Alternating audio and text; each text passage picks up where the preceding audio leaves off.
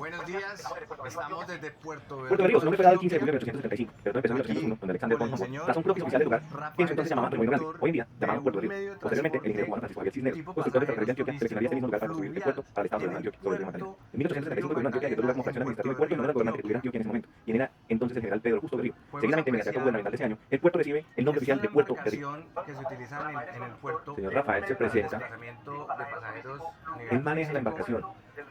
donde requerimos una cierta documentación para su circulación, dado tal que el señor Es una embarcación conductor turística. requiere de una licencia de conducción adecuada para el transporte marítimo. Aquí nos va a enseñar su licencia de conducción. Aptamente, ¿Qué más necesitamos mientras tenemos saca su entendido documento? que ¿Qué más según la DIMAR, necesitamos ¿sí? nosotros Es para poder una ocupar nave un de tipo de pasajes esto? que ¿Qué es le piden diseñada y a la equipada para línea prestar el aérea? servicio de transporte de personas con fines comerciales, incluyendo turísticos y Vea esto tan deportivos. bonito.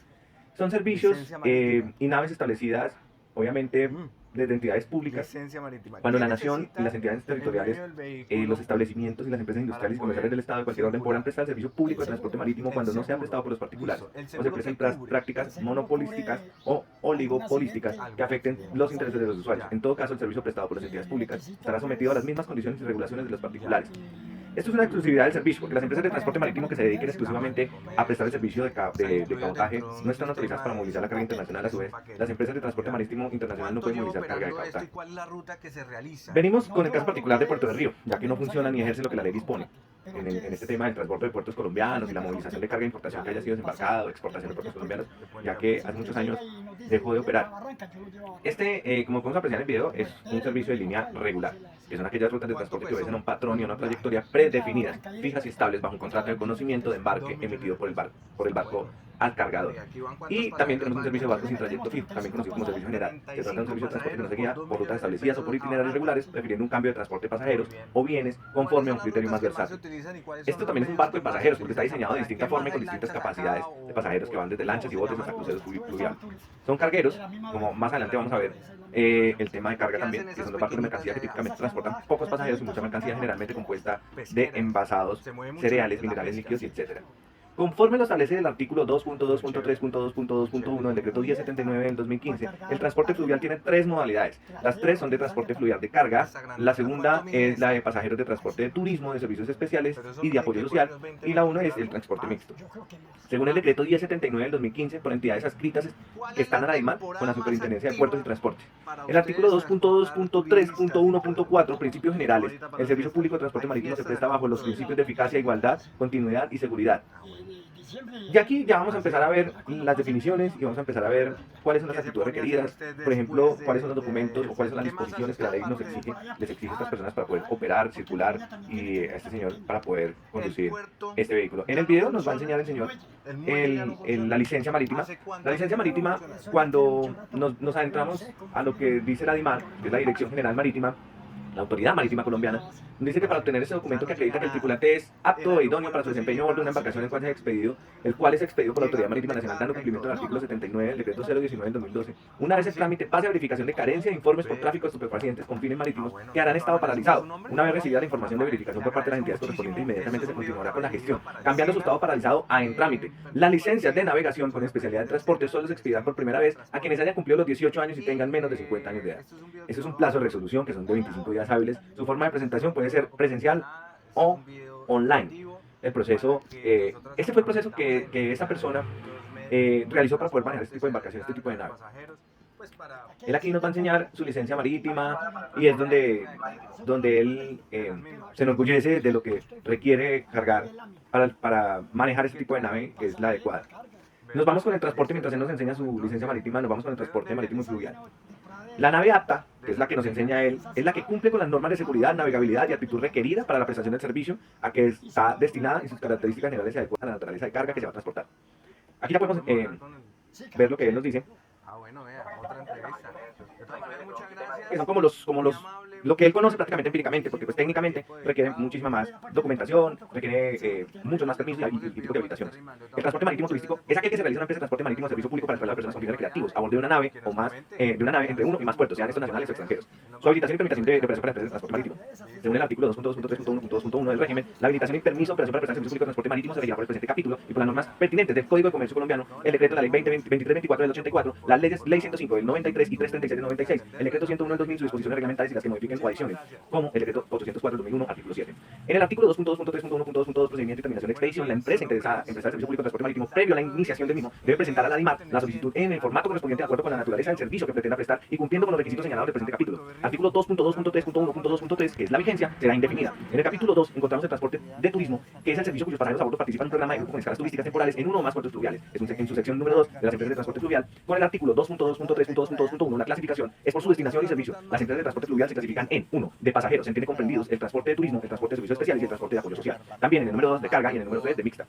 En el parágrafo, cuando las razones de la necesidad apremiante del servicio, cuando la situación del país lo exigiere, la autoridad fluvial podrá obligar a las empresas de transporte fluvial privado a que presten servicio de transporte público según las normas lo regulen este último. En la sección 3, estas empresas de transporte deben tener una habilitación. Así que el artículo 2.2.3.2.3.3 de la prestación de servicio público, toda empresa de transporte fluvial podrá hacer uso de las vías fluviales una vez haya obtenido la habilitación por parte de la Subdirección de Transporte. En la sección 4 nos vamos a encontrar con los seguros, como él hablaba al término del video, de un seguro que cubría a las personas que iban allí. Pues sí, en el artículo 2.2.3.2.4.1, los seguros de empresas de transporte fluvial están obligadas a tomar las siguientes coberturas de seguros.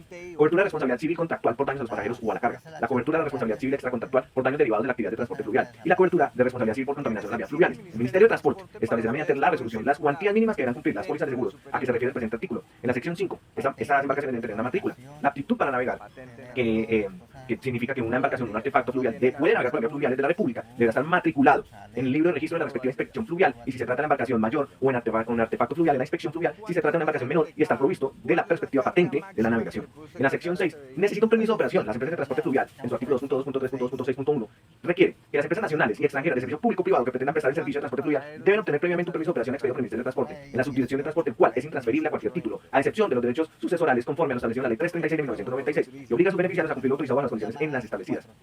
Para obtener permiso de operación, el interesado directamente a través de su representante debe presentar al Ministerio de Transporte. Debe presentar ante el Ministerio de Transporte la subdirección y previamente la iniciación del servicio de la solicitud, correspondiendo de acuerdo con la naturaleza del servicio que pretenda prestar y cumpliendo con los requisitos señalados en esta sección. El transporte mixto autoriza la prestación de servicio del Ministerio de Transporte, conjunto de pasajeros y carga, una vez demostrada la disponibilidad de espacios para su adecuado transporte y siempre y cuando se reúnan las condiciones de seguridad necesarias con base en el formato establecido para este fin, según el decreto 3112 de 1997, su artículo 37. Los requisitos para el servicio público, para tener permiso de operación de transporte fluvial, de pasajeros, carga o mixto, el interesado debe cumplir con los siguientes requisitos: estar debidamente habilitado, a excepción de las empresas de transporte fluvial privado; disponer de embarcaciones de bandera colombiana aptas para la prestación del servicio y provistas de correspondencia, patente de navegación o presentar plan de adquisición de las mismas cumpliendo lo dispuesto en el capítulo 4 del título 2 de la Ley 336 de 1996.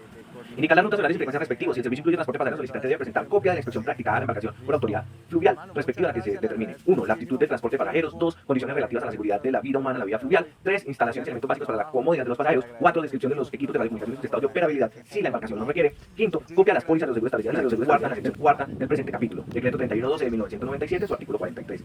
Los requisitos para salvar. Ninguna embarcación podrá salir del puerto en donde exista la autoridad fluvial sin que ésta haya otorgado el correspondiente permiso de zarpe para su obtención. Cumplirá los siguientes requisitos. En este caso encontramos que es una embarcación menor. Existe en el inciso 1 que es la embarcación mayor, pero nos vamos a dedicar a la embarcación menor. ¿Qué necesita? 1. Las embarcaciones dedicadas al servicio público de pasajeros. Solicitud escrita, patente de navegación, permiso de tripulantes, lista de pasajeros, comprobante de pago de derechos por servicios. Embarcaciones dedicadas al transporte mixto también necesitan solicitud escrita, patente de navegación, permiso de tripulantes, lista de pasajeros, lista de carga, diario de navegación, comprobante de pago de derechos por servicio. O las zarpas especiales, los zarpes especiales del artículo 2.2.3.2.7.4, dice que la autoridad fluvial en cada jurisdicción está autorizada para expedir zarpes especiales tanto para embarcaciones mayores como para las menores, que puedan comprender varios viajes por un tiempo determinado y prudencial. Cuando se trate de programas de turismo y de servicios especiales, este zarpe especial tendrá una exclusividad y no podrá otorgarse para embarcaciones de carga. Parágrafo. El presente artículo será aplicable al zarpe de embarcaciones de pesca y deportivas, en su modificación con el decreto 3112 del 97 con su artículo 47. En el transporte de carga tenemos entendido que es una nave de transporte mixto que posee arqueo superior a 25 UAB, unidades de arqueo bruto, apta para el intercambio comercial transportando pasajeros y carga. El artículo 2.2.3.2.6.2 dice que autoriza al Ministerio de Transporte la prestación del servicio de transporte conjunto de pasajeros y una carga de una vez demostrada la disponibilidad de espacios para su adecuado transporte siempre y cuando se reúnan las condiciones de seguridad necesarias con base en el formato establecido para este fin. Decreto 3112 del 97, su artículo 37. Su operación fluvial, en la sección 7, nos indica que la obligación de reportar la carga cuando la embarcación recibe a bordo cualquier cargamento deberá reportarlo a la autoridad fluvial respectiva en caso que en lugar del embarque no exista autoridad fluvial. El capitán o quien haga sus veces deberá presentar la documentación correspondiente en el primer puerto del recorrido de embarcación en el que exista dicha autoridad fluvial.